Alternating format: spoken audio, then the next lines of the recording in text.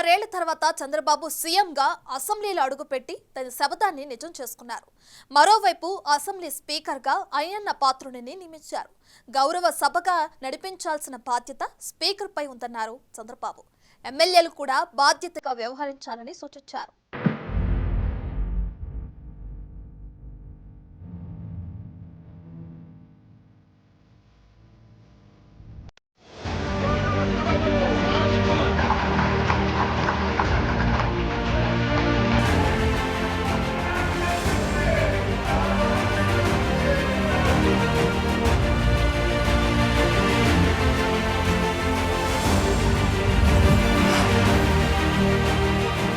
రెండున్నరేళ్ల తర్వాత చంద్రబాబు శుక్రవారం ఏపీ అసెంబ్లీలో అడుగుపెట్టారు.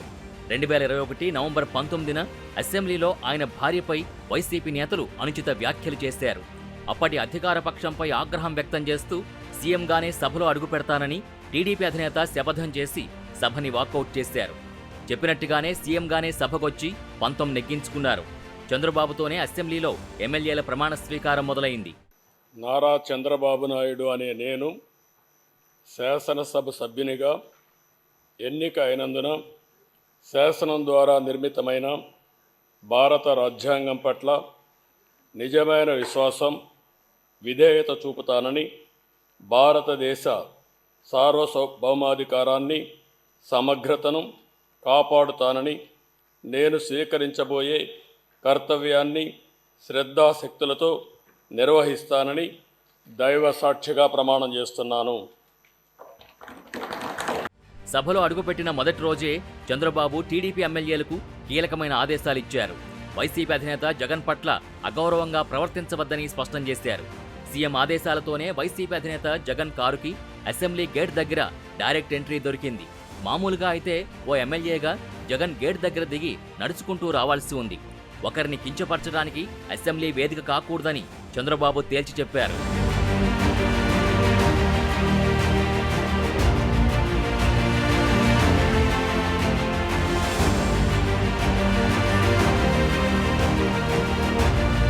అసెంబ్లీలో అడుగుపెట్టిన తొలి రోజే చంద్రబాబుకి సవాల్ ఎదురైంది.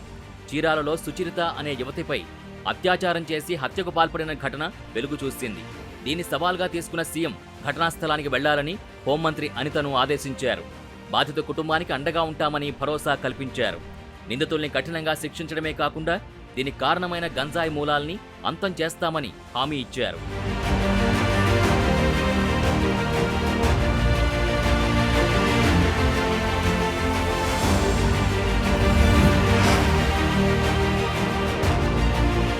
శనివారం అసెంబ్లీ రెండో రోజున స్పీకర్ ఎన్నిక జరిగింది.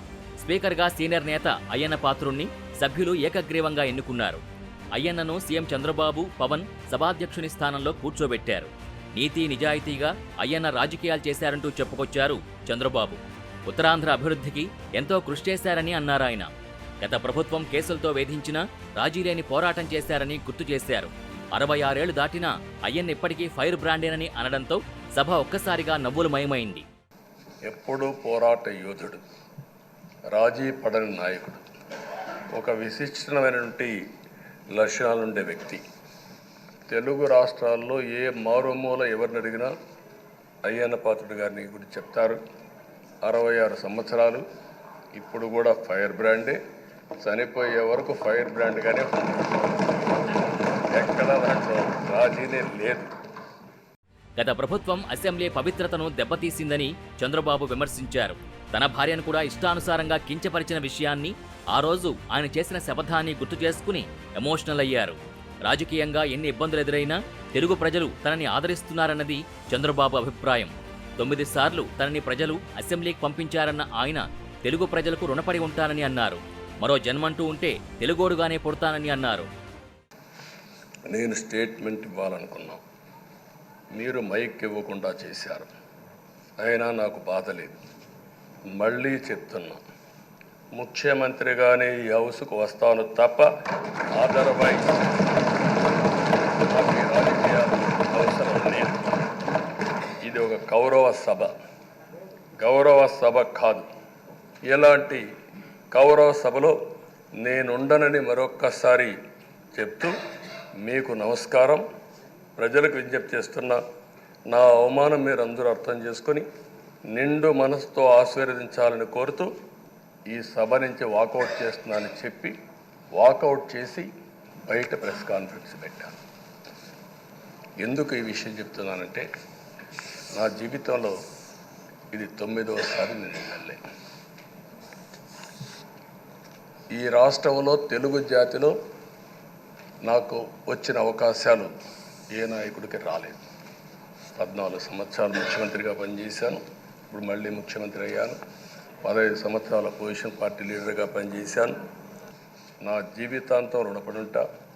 మళ్ళీ నాకు జన్మనంటే తెలుగువాడుగా పుట్టాలని, తెలుగు గడ్డ రుణం తీర్చుకోవాలని నా ఆకాంక్ష. తప్పకుండా ఇచ్చేస్తాను. అధికారం ఉందని విర్రవీగితే ప్రజలు ఎలా బుద్ధి చెబుతారో ఎన్నికల ఫలితాలే నిదర్శనమని అన్నారు ఆయన. పవన్ని అసెంబ్లీ గేటు కూడా తాకనీయమని వైసీపీ నేతలు చెప్పారని, కానీ తన పార్టీ నుంచి పోటీ చేసిన వారందరినీ అసెంబ్లీలో అడుగుపెట్టించిన దమ్మున్న నేత పవన్ అని కొనియాడారు. పవన్కి ఎక్కడ తగ్గాలో ఎక్కడ గెలవాలో బాగా తెలుసని, అందుకే ఇప్పుడు ఈ స్థాయిలో ఉన్నారని చంద్రబాబు చెప్పుకొచ్చారు. 15వ శాసనసభని గౌరవ సభగా అభివర్ణించిన చంద్రబాబు 16వ సభని గౌరవ సభగా మార్చాలని మిగిలిన సభ్యులకి చెప్పారు. ఆ రోజు పవన్ కళ్యాణ్ గారిని అసెంబ్లీ గేటు కూడా తాకనీయం అని పెద్ద పెద్ద డైలాగులు చెప్పారు. 21 సీట్లలో పోటీ చేసి 21 సీట్ని గెలిపించిన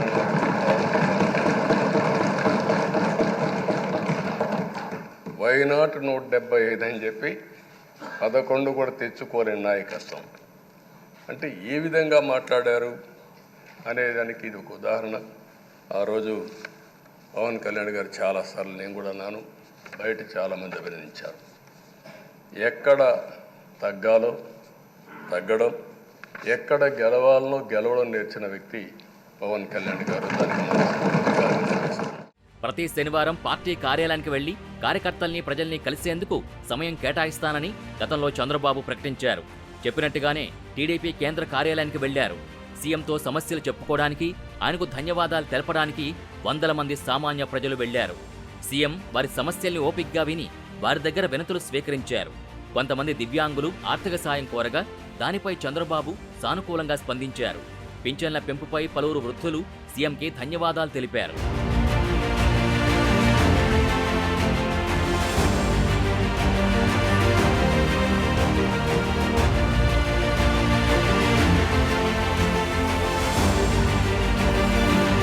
టీడీపీ పార్లమెంటరీ పార్టీ నేతగా నరసరావుపేట ఎంపీ లావు శ్రీకృష్ణదేవరాయల్ని ఆ పార్టీ అధినేత చంద్రబాబు ఎంపిక చేశారు. డిప్యూటీ ఫ్లోర్ లీడర్లుగా దగ్గుమల్ల ప్రసాదరావు, బైరెడ్డి శబరిలని నియమించారు. కోశాధికారిగా వేమిరెడ్డి ప్రభాకర్ రెడ్డిని, పార్లమెంటరీ పార్టీ విప్గా గంటి హరీష్లను ఎంపిక చేశారు. సీఎం అధ్యక్షతన ఎన్టీఆర్ భవన్లో జరిగిన టీడీపీ పార్లమెంటరీ పార్టీ తొలిసారి సమావేశంలో ఈ నిర్ణయం తీసుకున్నారు. లోక్సభ సమావేశాల్లో అనుసరించాల్సిన వైఖరి, లేవనెత్తాల్సిన అంశాలపై ఎంపీలకు దిశానిర్దేశం చేశారు.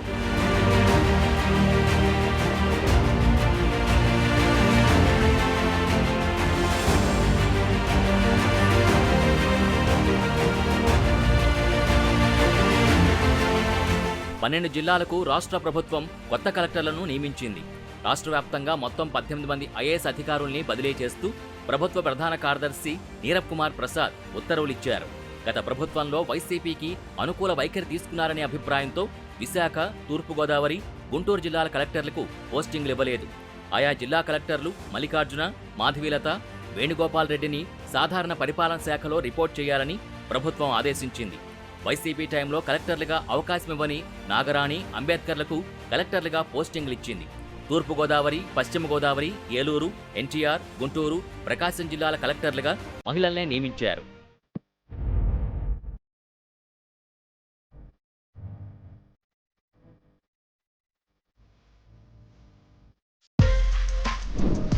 For more videos like this, subscribe Big TV channel.